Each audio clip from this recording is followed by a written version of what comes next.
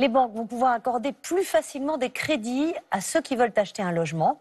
En effet, désormais, le taux d'usure qui plafonne tous les frais liés à l'achat d'un appartement est révisé chaque mois et non plus chaque trimestre. Cela signifie que lorsque les taux de crédit augmentent, le plafond augmente aussi sans attendre. Explication Julien Cholin et Élodie Delevoye. Le taux d'usure bientôt révisé chaque mois. Un changement a priori technique, mais qui pourrait bien donner un peu d'air au marché de l'immobilier.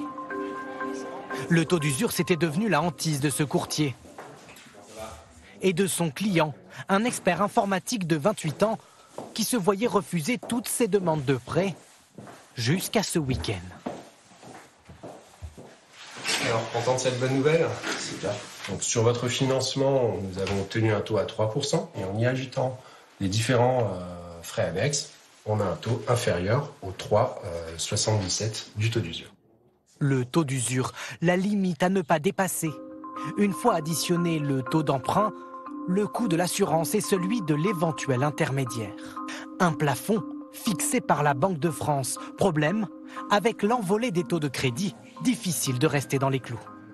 Moi, je pensais que c'était juste une question de revenus, en fait, si vous voulez. Donc, j'ai tout fait pour avoir les revenus qu'il fallait. Donc, j'ai eu des très, très bons revenus.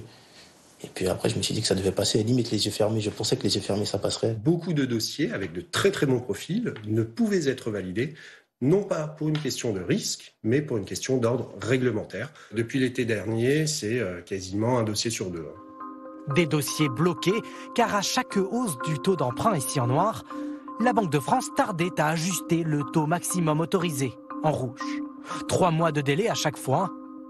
Dorénavant, ces prêts seront donc plus faciles à obtenir, mais risquent aussi d'être plus chers.